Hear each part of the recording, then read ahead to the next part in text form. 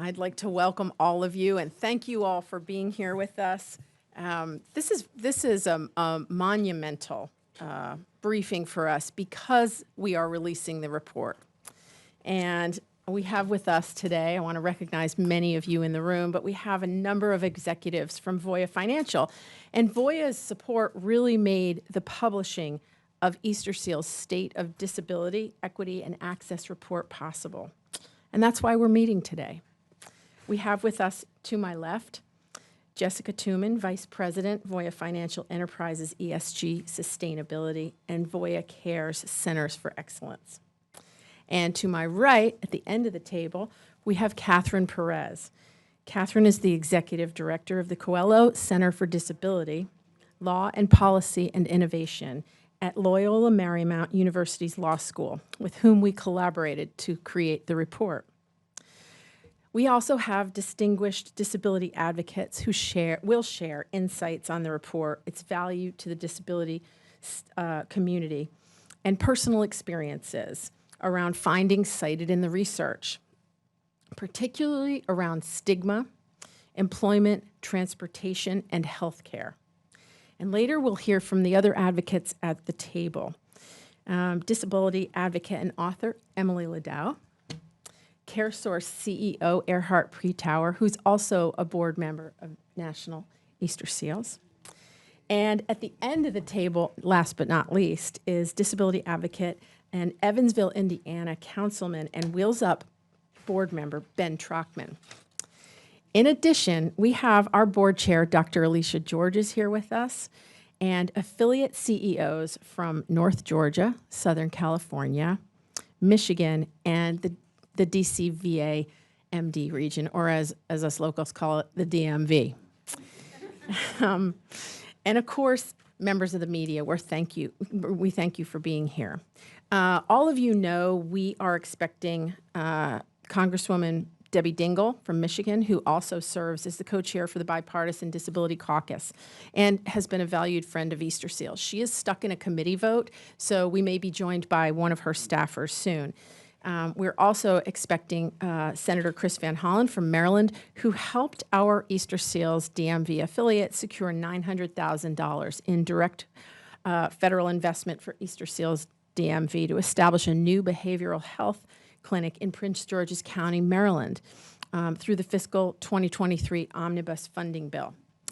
When they join us, we'll pause and let them speak to their commitment to advancing programs and policies that are critical to ensuring equity, inclusion, and accessibility for people with disabilities, including veterans, seniors, their families, and communities. Disability impacts us all. And as many of you know, 61 million Americans identify as being disabled. That makes it one of the nation's largest minority groups, if not the largest. It's also a community, and I'm acutely aware of this as I get older, that any one of us or our loved ones can join at any time, through birth, through accident or injury, or just through the aging process. We're all a prefix away from being disabled. As one of the nation's leading service providers, actually I like to say the leading service provider, and advocate for people with disabilities, veterans, seniors, caregivers for more than 100 years, Easterseals, and I in particular, felt it was incredibly important to publish this research to highlight the current state of disability in the United States and to bring out the importance of key social health determinants, including education, employment, healthcare, and transportation, and the impact they have on everyone's life, abled and disabled. The report is a benchmark to measure future progress in achieving civil rights for the disability community and to inform policies and programs that ensure people with disabilities can fully participate in their communities and society at large. Easterseals intends to leverage this report with legislators, with disability advocates and organizations, with corporate and foundation funders and leaders, and with the media to call attention to the progress that has been made in advancing equity and access for people with disabilities, from the signing of the American Disabilities Act nearly 33 years ago to present, but also to call attention to the fact that there is much still left to do to make full inclusion of people with disabilities a reality in every facet of our society. The entire disability community and Easterseals, as a leading provider, if not the leading provider of disability services, celebrated the executive order you're all familiar with that was recently signed just last week by the Biden-Harris administration. And it focuses on improving care for people with disabilities, but also improving care for their families and the caregivers. Under the order, every federal agency will collectively take action to ease pressure on the nation's beleaguered home and community-based system to expand access to affordable, high-quality care for people with disabilities, veterans, and seniors, addressing everything from childcare to long-term care, and provide support to both paid and family caregivers. Many of the needs addressed by this executive order are outlined in our State of Disability Equity and Access report, and we are grateful to the administration for addressing these concerns with the new executive order.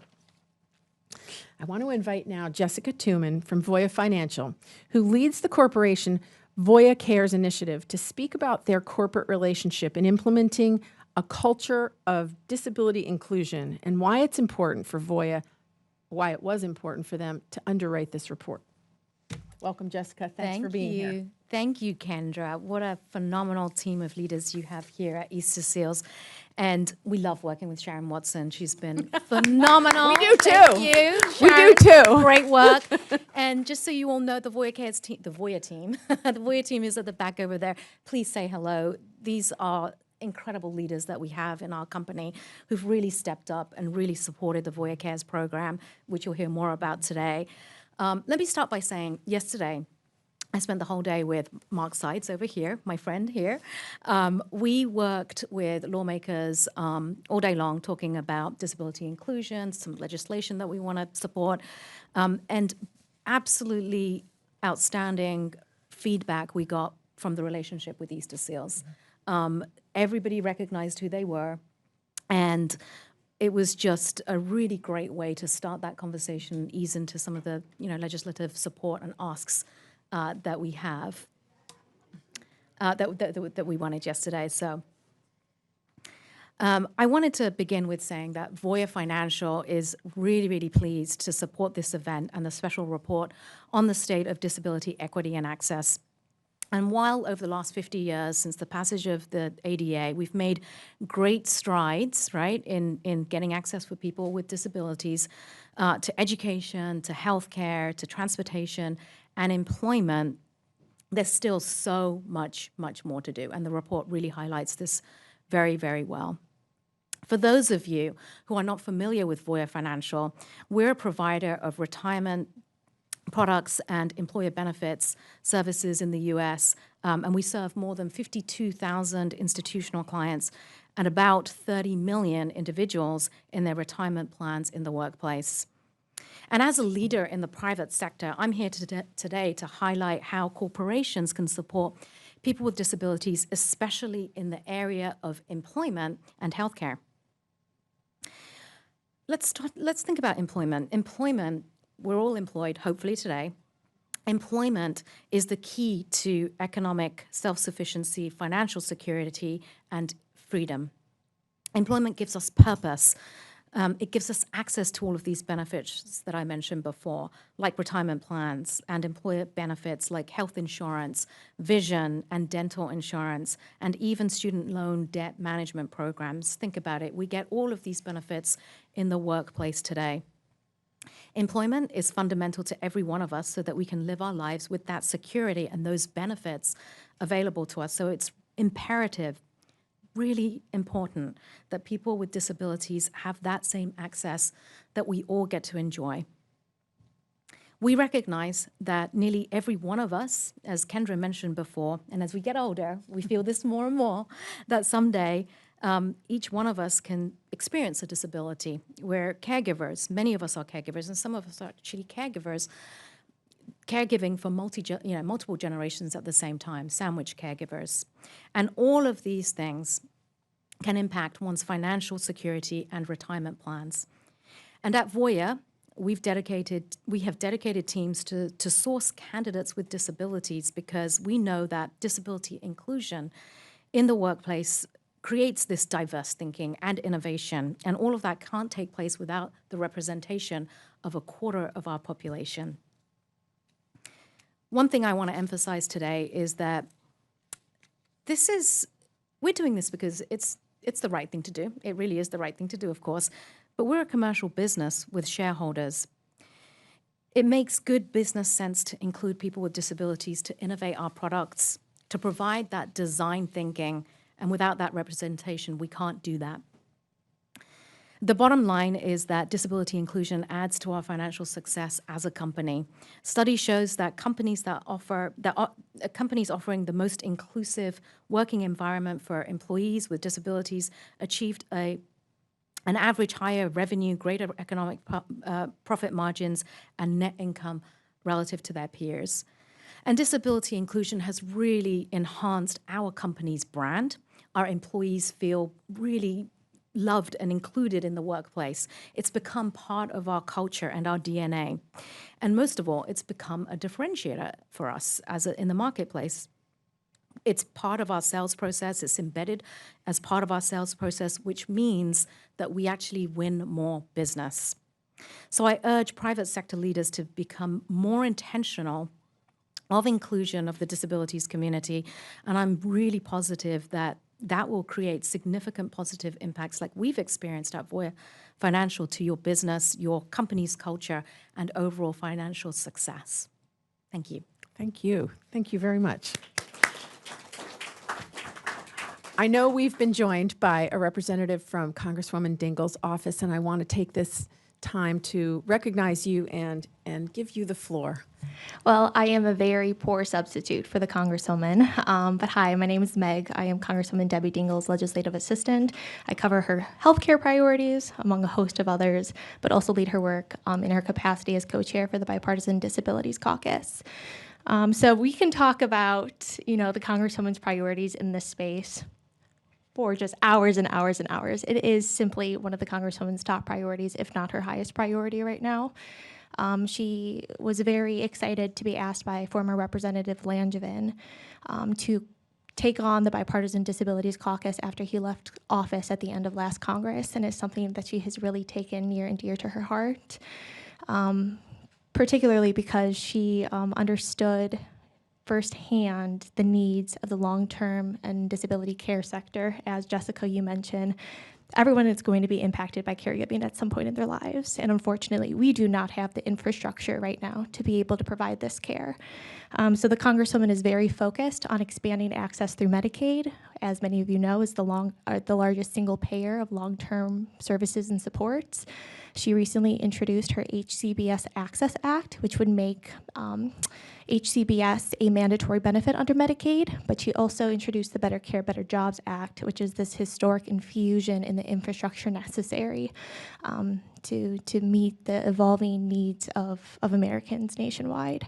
But beyond that, we are looking to expand upon the progress of the ACA. And we're hopeful that this report is going to shine a spotlight on the progress that's been made, but also where we need to go from there. And I hope the Congresswoman is going to be in your corner each step of the way. This is a huge priority for her, not only in the healthcare sector, but expanding access to housing that meets Americans' needs, education. She is working on several bills to protect students living with disabilities who experience abuse or discrimination on campus, and several other initiatives we're working on. So if you guys have any questions, feel free to use our office as a resource. We'd be more than happy to help. I got to skedaddle back to the House side, but on behalf of the Congresswoman, she so wishes she could have been here with you all today, but she's held up in two competing committees right now. But thank you so much for having us. Thank you for making the time. Awesome. Appreciate it. Thank you. Take care. Before we go on to Catherine, I do want to thank Jessica and thank Voya.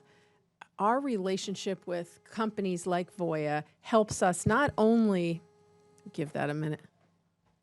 Here we go. Helps us not only introduce new folks to the work of Easterseals, it helps us educate people about the need for greater equity, inclusion, and access.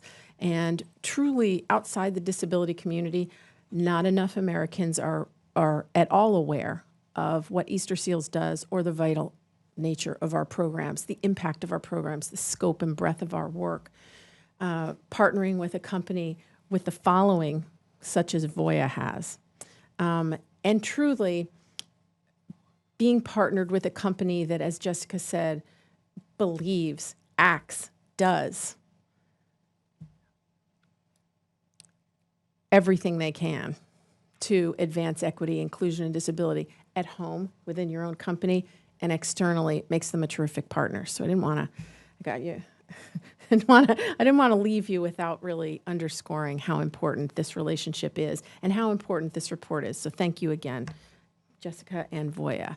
And now I'd like to move on to Catherine Perez, who is the Executive Director of the Coelho Center at Loyola Law School. And I'd just like you to talk a little bit about the nexus we enjoyed in building this report together and why you felt it was important to participate and help us get this done.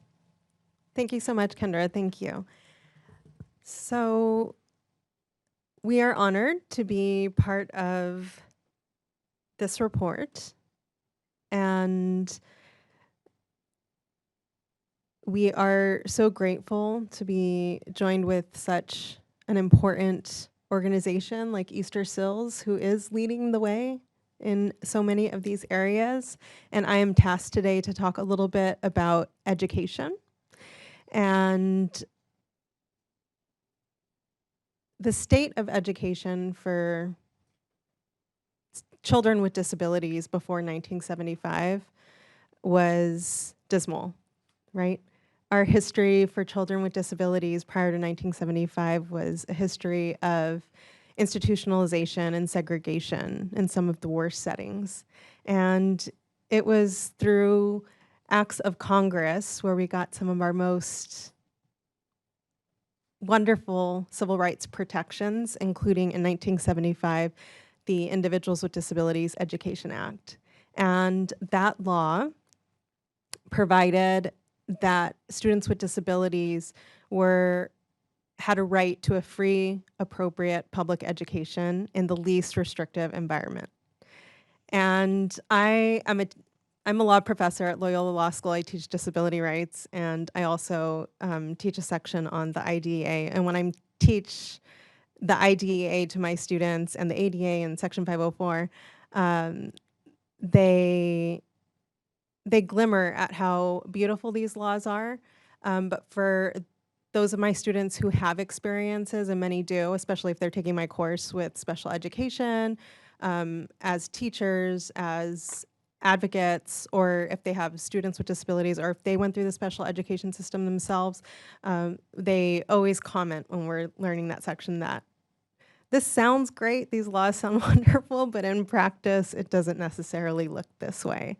But I do want to have a sort of a hopeful note, because I think we've come a long way since the enactment of the IDEA in 1975, and we've gotten our bearings, but we have a little bit more work to do. I was just reflecting, I was trying to think, what personal story can I tell? And I thought of, honestly, myself and my sister, what brought me to the disability rights space to begin with. My sister is someone with intellectual disability and is autistic, and I have a number of psychiatric disabilities. And so we were born, well, they call us part of the ADA generation. The ADA was passed in 1990, so my sister was born in 1985, and I'm 1984, which makes me 38, if you're doing the math. Kind of a young law professor, right? Maybe. And I started 4 years ago. So my sister went through special education, and her story is very difficult. From my earliest memories, I remember my my mom and my dad, but mostly my mom, fighting ferociously to make sure that she was in mainstream, that she was included in the least restrictive environment as per her right, and sort of the pushback from her IEP team. One time a principal asked my mom, "Why are you fighting so hard for her? She's never going to amount to anything." And it's a literal quote, right? Well, this is back in like the 90s when this happened, so hopefully it's a little bit better than that.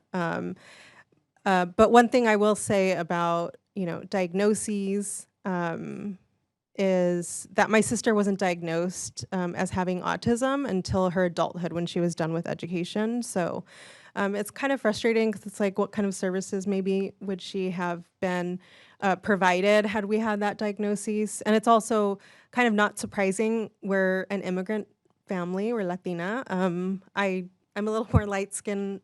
Others in my family are have a little bit darker complexion, including my sister. And we know that, previously people of color and specifically girls were underdiagnosed with autism. So now we're seeing more people getting diagnosed with autism, which doesn't mean that all of a sudden there's more people with autism, but just that we're getting better at diagnoses, which is great. And then a little bit more about my story too. From my earliest memories, I experienced a lot of trauma. I had OCD. I had anxiety and depression. And in my adulthood, I got diagnosed with ADHD. And looking back, they were like, yeah, you probably had ADHD the entire time growing up. But I was never diagnosed as a child, so I never received any services myself, right?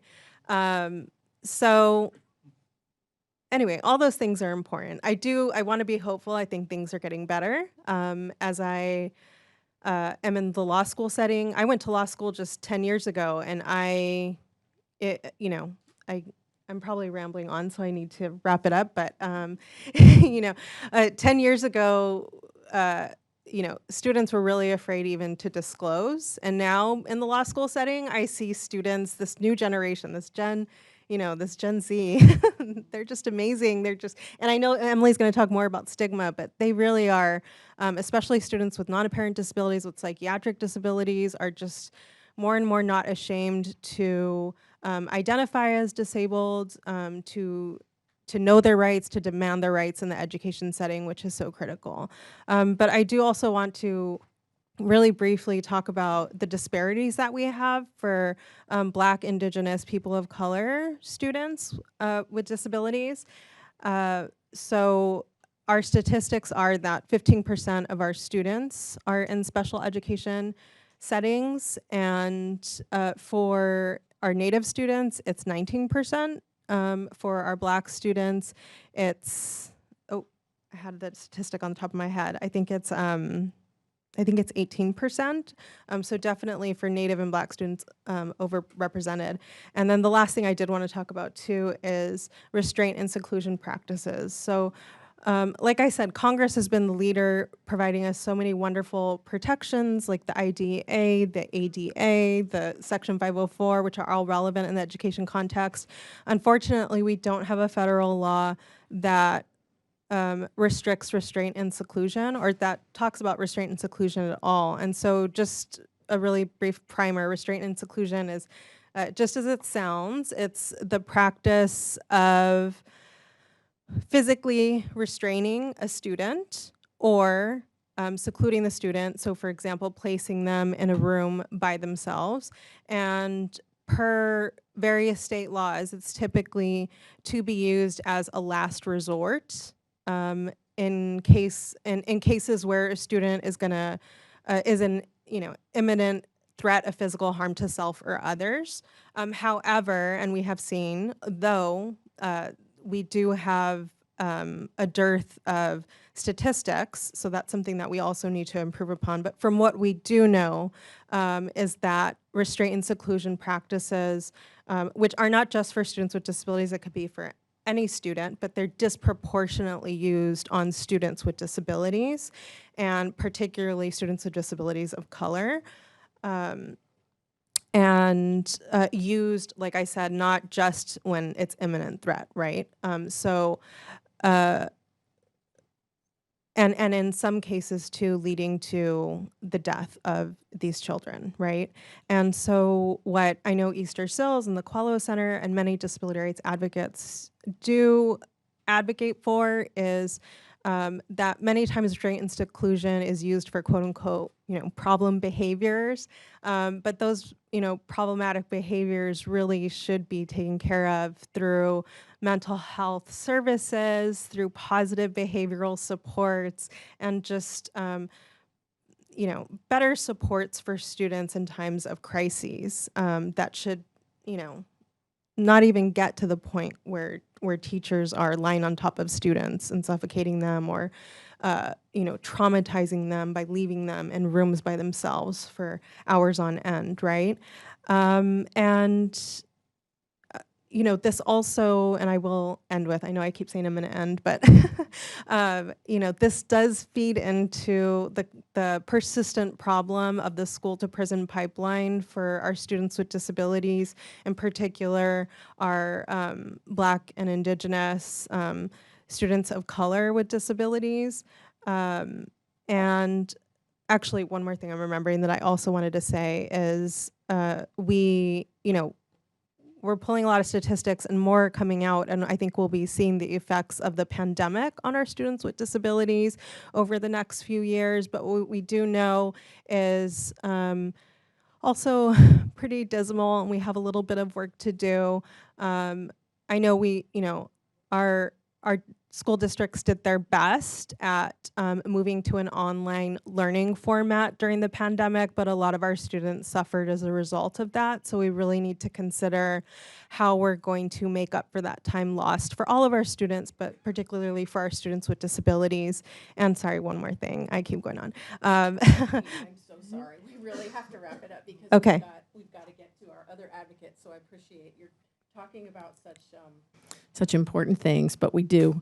If you can wrap it up in 30 seconds, that would be great, Catherine. That's right. So just mental health services. 1 in 5 of our students have mental health issues, but less than 1% have mental health supports on their IEPs. So we really need to consider how we're supporting our students with mental health. And that's it. Thank you. Thank you. Thank you so much for sharing and for your candor about yourself.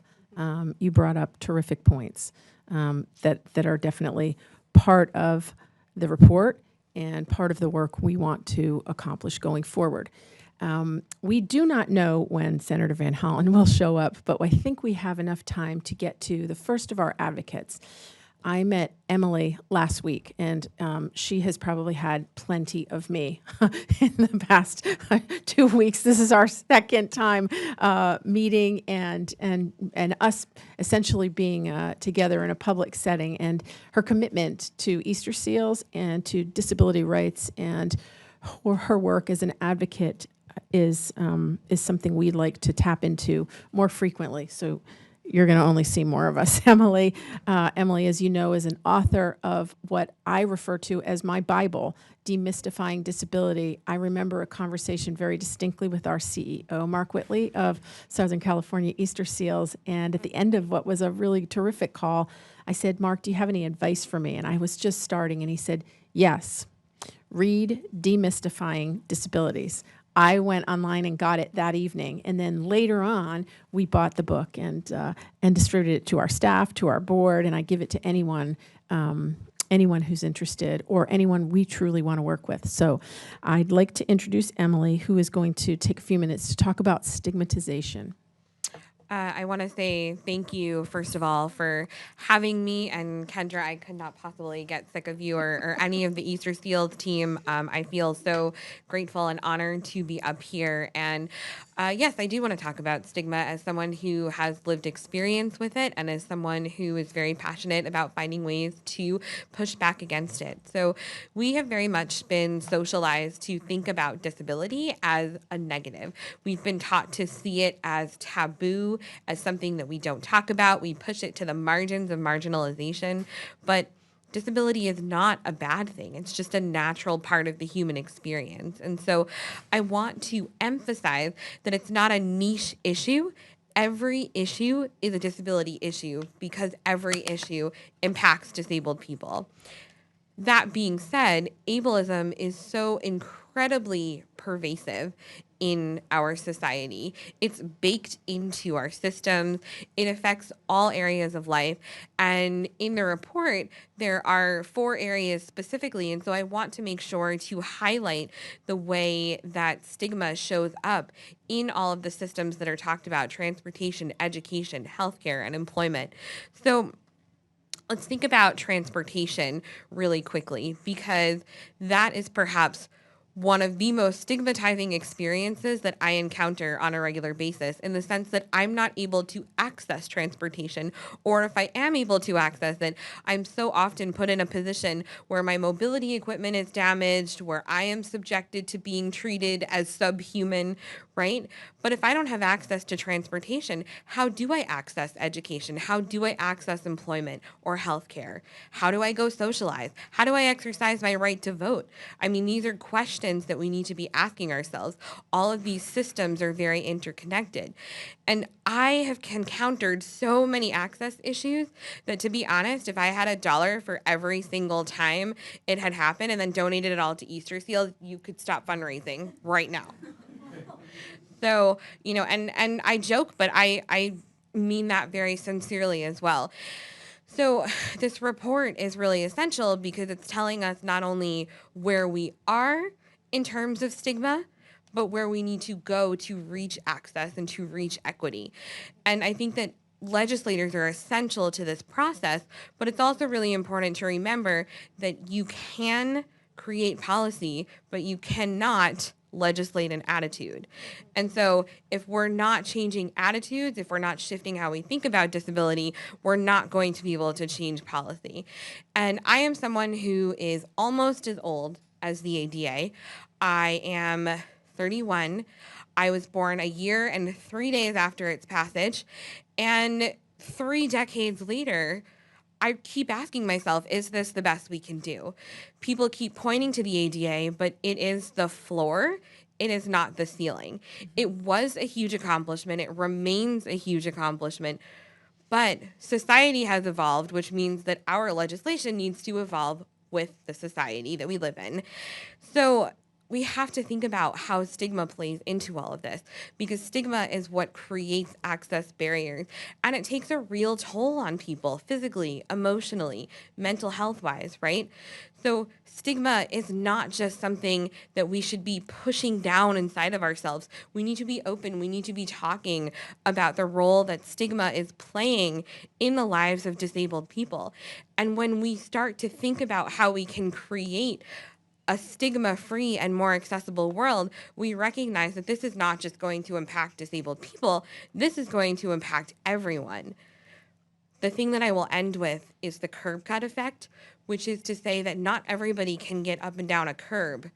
But if you create a curb cut, suddenly you've created access for people who use mobility devices, a caregiver pushing a stroller, somebody who's riding a skateboard, somebody rolling their luggage alongside of them. We can all use curb cuts. So I see this report as a call to action to create more curb cuts and thereby reduce the stigma that has been keeping disabled people back for so long in our society. And I really look forward to seeing what's to come as we all work towards change together. Thank you. Thank you. Thank you. I think, ladies and gentlemen, we just listened to one of the most compelling disability advocates in our field today. Thank you so much. We are going to take it now over to our friend Ben Trockman at the end of the table. Ben and I had the pleasure of meeting several months ago, and I was immediately taken with how open and how candid he is about disability, but how self-deprecating and humorous he also is. He puts people at ease, and is an incredible spokesperson in his own right and an incredible advocate. Some of my most, I think, memorable conversations with Ben have been around transportation. So I'd like for you, Ben, to just talk a little bit, if you would, about your experience, the report, as it relates to transportation and employment. Thank you. Thank you, Kendra. First of all, shame on you for putting me after Emily. And second of all, thank you to Earhart for being my wingman. My wing mic man, I should say. Employment and transportation. Employment needs good leaders like Jessica and Voya. Transportation needs good legislators like Representative Dingle. In the report, employment, as mentioned, has risen for people with disabilities by almost 3% in very recent times. And that's due most to the availability of remote work. Can we continue that pace? Well, with companies like Voya and people at the helm, leaders like Jessica, our employment world will continue to make progress. Because what we do know, as Jessica mentioned, is that in the employment world, when you include people with disabilities, the culture of your company is better. It's more open-minded. There are more problems solved. It's just good business. Transportation. Back to transportation. I'm handling two issues right now. Transportation, a statistic from the report is $20 billion. $20 billion is the low estimate of what people with disabilities, not including their caregivers or loved ones, have to spend on things like traveling to Washington, D.C., to spend on things like vacations. I'll tell you give you a little personal anecdote. Is 10 years ago, I traveled to this very capital to advocate for more accessibility in the airline industry. 10 years ago, I met with legislators and senators and met with the Department of Transportation. My travels were by car, and my family, as they did today, traveled 12 hours to get here by car. Transportation, while there has been much progress since the ADA, as Emily mentioned, our floor, transportation still has a far way to go. And if we want to create a society that has equal opportunities for employment, for education, for all the pillars of Easterseals, transportation is at the heart of what we must do. I think about, in my career, I have colleagues in places that cars won't take me easily. And if I want to be in an employment world where I feel accepted and connected to my colleagues, better transportation has to come. So remember that $20 billion not only plays into workplace culture, that $20 billion is also the number that should influence business decisions for airlines and other entities to attract and do things to become more inclusive of people with disabilities. So thank you to Voya for leading the way, because employers set the tone, leaders set the tone. Thank you to the representatives that have taken part of today, because we have needed your action and will continue to need your action and voices moving forward. And thank you to Easterseals for publishing this report so that we can continue pounding the pavement and making progress. And thank you, Earhart. This was heavy. Thank you, Ben. Good workout. Thank you so much. I think rather than go to you, Earhart, we're going to wait because I think the senator's about to join us. I'm looking at his staff to see if we've got him any second. I will just add to what Ben had to say about transportation. I had a very steep learning curve when I came to Easterseals, and I really believe, I'm looking at Dr. Georges, our chairwoman, Easterseals took a real chance on me because my background is not in disability programming. My background is in fundraising, management, comms, brand. And I've been in the nonprofit sector for 34 years, but I recognized, and they did too, I had an awful lot to learn. Probably the first week on the job, I learned that Easterseals is home to an exceptional transportation group of experts. They are sought after, their expertise is sought after by foreign governments, by our own government, by transportation associations, by trade groups. And I think we've hidden their light under a bushel barrel, but it was very, very important to me to make transportation this week one of the priorities that we talk about for the reasons that Ben discussed, for the reasons that Emily touched on, and even what even having to do with what Catherine said too. Transportation is one of the most important social health determinants, but it's a social health determinant that falls off the page. It's often overlooked, and yet if you consider the fact that without transportation, no one can access employment, no one, disabled or not disabled, can access education, employment, health care. So our transportation and improvement is something very critical. Welcome, right on cue, Senator. Senator Chris Hollingsworth. Very, very nice to meet you, and thank you for being here. We're going to pass this, thank you. Pass this right to you. Just jump right in. You had perfect timing. All right. Well, let me start by thanking all of you for gathering here. Thank you, Ms. Davenport and Easterseals, for all the work that you've been doing and all the other advocates here for the disabilities community.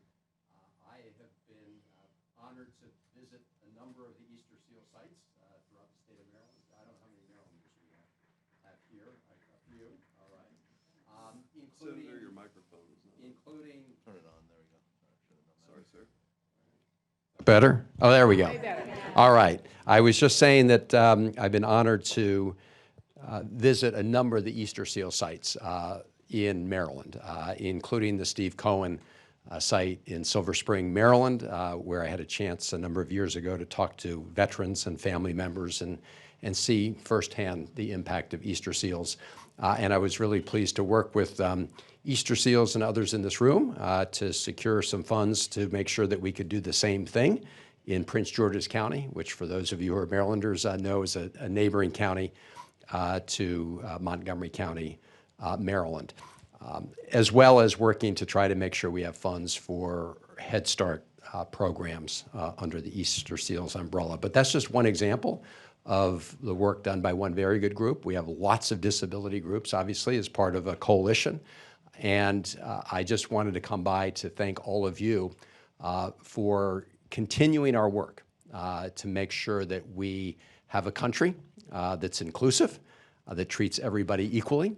We've come a long way because of the activism of people in this room and those who've come before.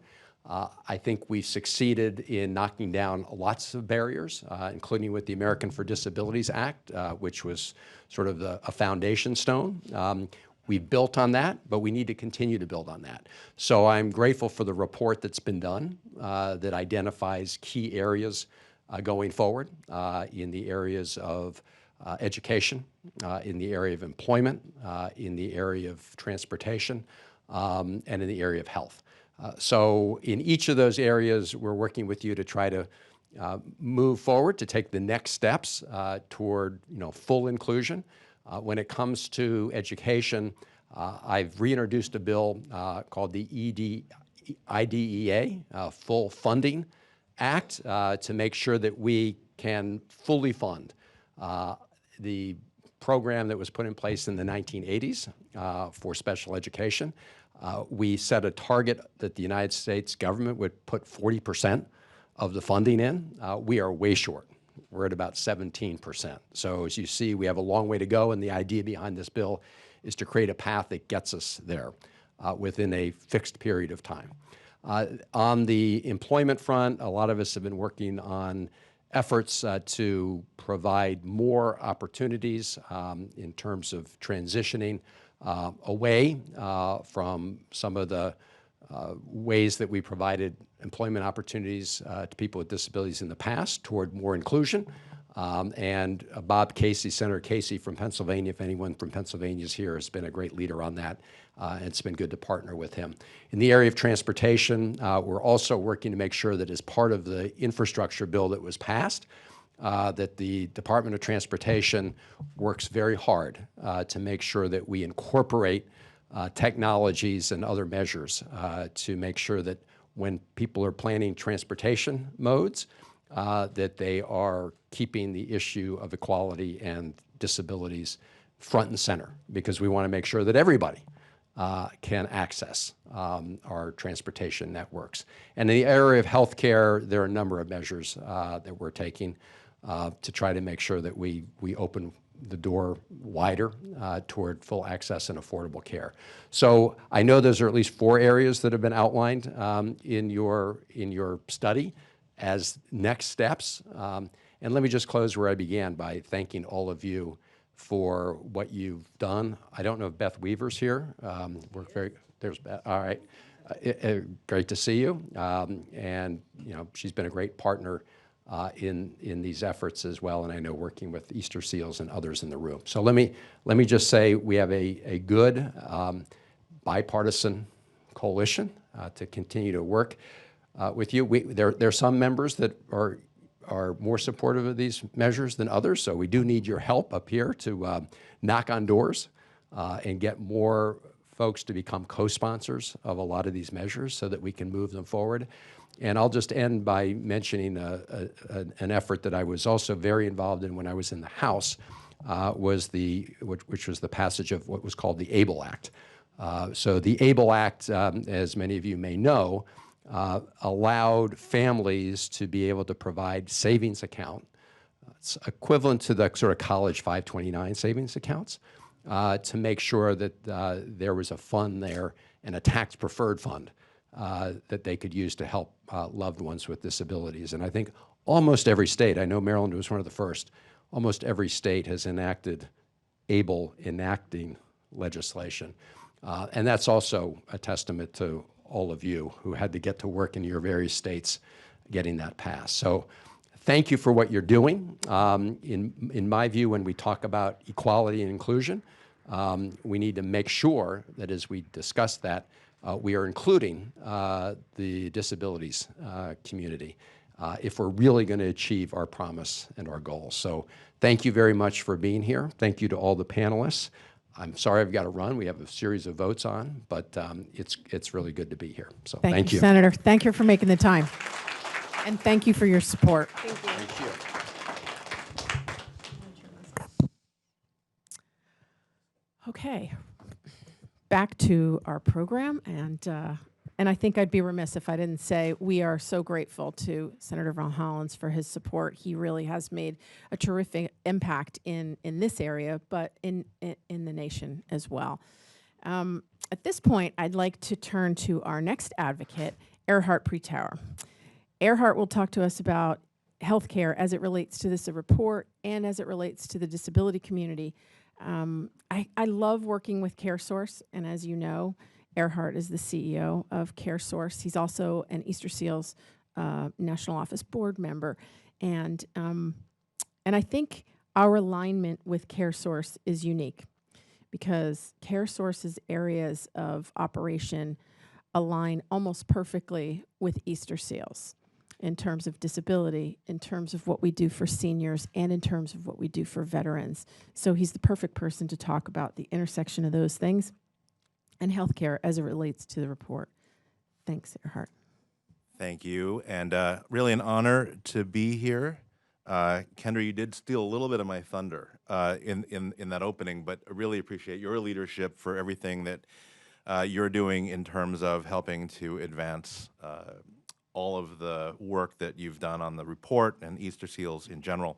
So first, CareSource is about an $11 billion organization. We've got about 5,500 employees. And within CareSource, one of our key focus areas is on serving those with complex needs, as Kendra talked about. And so there are so many different programs and so many unique elements that CareSource is. It's really an honor for me to be able to be here, to be with all of you today.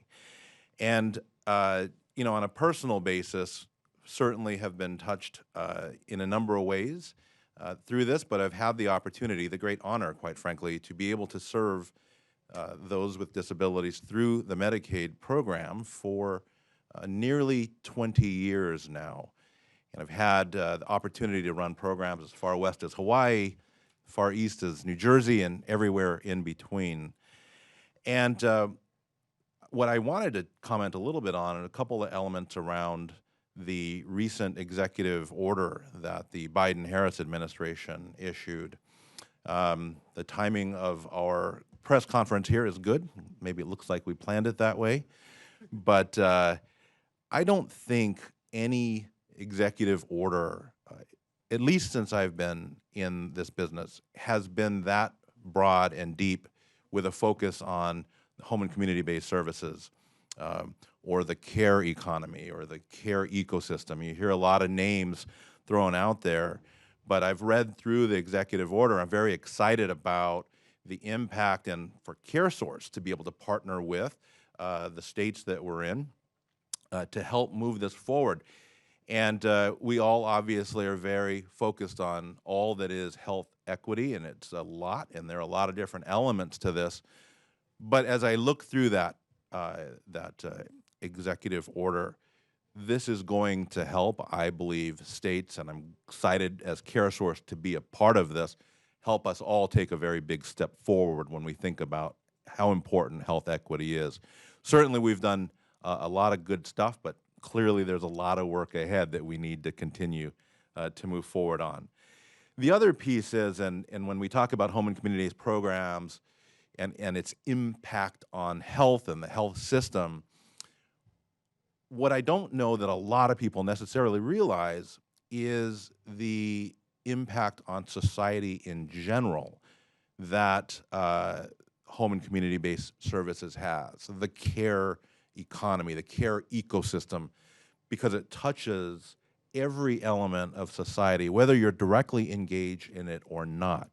And that's another reason, through my 20 years of experience in working in home and community-based services, that's another reason, just from an overall societal impact, that I'm excited about the executive order, excited for our organization to be able to support that and invest in it, and excited of the impact that it's going to have on healthcare for the disability community. So again, honored to be here, and it's good to meet new friends, and excited to continue to support Easterseals and partner as we move forward together. Thank you. Thank you, Erhard. So everyone, thank you. Thank you for listening. Thank you for being here. Copies of the report are available. They can also be found on our website, Easterseals.com. And as you may know, throughout today, representatives from across the country, from our affiliates, are here on Capitol Hill to meet with their legislators, to call attention to the disparities that are highlighted in the report, and to eliminate the barriers. Barriers we've talked about, to everything from education, employment, transportation. Tomorrow, Easterseals will convene its inaugural Policy and Partnership Forum, and we're thrilled because it's going to be moderated by Simone Sanders. And anyone who watches MSNBC or is a news junkie, as I am, and watches it all night long, knows that Simone's star has been rising rapidly since she came to the network. So she will be moderating it, and we're very eager to get it started and to continue the discussion that this panel of amazing advocates and supporters in Jessica and in Catherine started today.